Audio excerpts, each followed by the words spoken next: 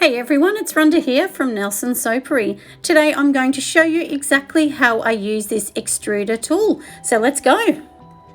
So I've got the tool as you can see here. So first we have the first bit, and this is just the screw with the handle that goes into the arm tube that you can see here.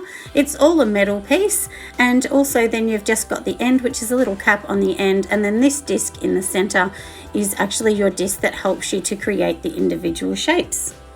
So to pop it all on together, we're just going to put the disc into the little cap here, and it just slides in really easily, and then it pushes out whenever you need it to pop out. So this one is just the really thin little spaghetti straw that we're going to use to create the sprinkles for soap.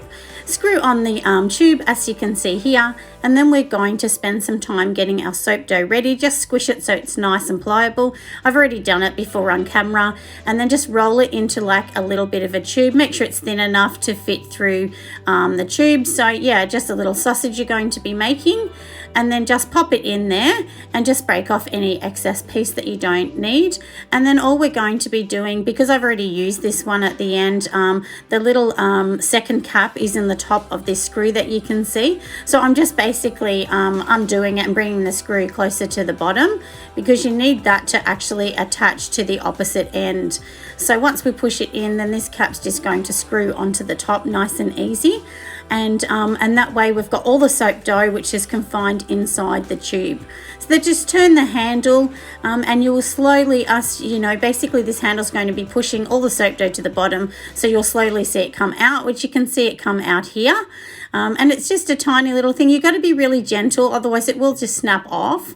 But yeah, so if you lie it sort of half flat on the ground like I'm doing, then just keep wiggling it back. This is the easiest way to make your little spaghetti pieces that are going to later on become our hundreds and thousands or our sprinkles.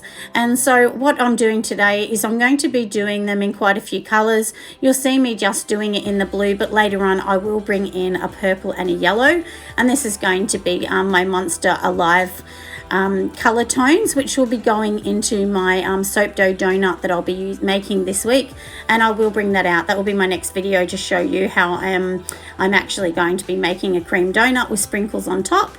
So like I said, I just keep going with this, and the whole idea is, doing as many as you can with this, because you do need quite a few of these to do the sprinkles. And as you can see, this one little tube will make so much of this. So anyway, I'll keep going and I'll pop it all on the table, and I'll be back in a moment.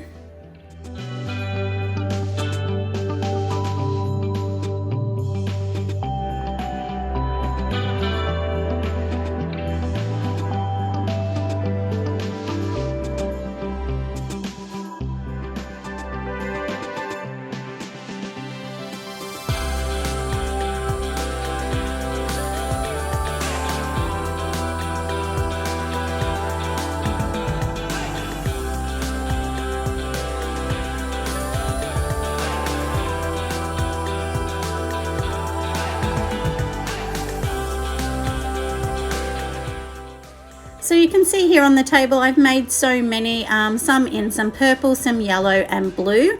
But to be able to use soap dough, you do need to let it cure for about 5 days to 2 weeks. And that way it's ready for you to hold in your hand without gloves, because if you, of course, try it straight away, it will sting your hand because it hasn't gone through its process of saponification. But anyway, you can see in here that I've already cut some of them up. So the whole idea is once you lay them down on, and you get them out of your extruder tool, and then they're just laying on the bench, you need to leave them overnight just so they harden a little bit, and they'll kind of feel like a bit of like loose spaghetti. And then all we're going to do is just grab some scissors and hold them together and literally just cut them. So I just, randomly cut mine straight over a container, and that way they'll slide into the container. And then I don't pop the top of the container on, so don't put the lid on for a couple days, and that will allow them to go nice and hard. If you pop the lid on, they may go a bit mushy and not get their time to dry out a bit more. So just let them dry out. That's definitely the best idea. And then all you need to do is just make your soap however you're going to make it, and then just sprinkle these on top. It's nice and easy, and then spray them with some isopropyl at the end, as you normally would do when you actually make your soap items.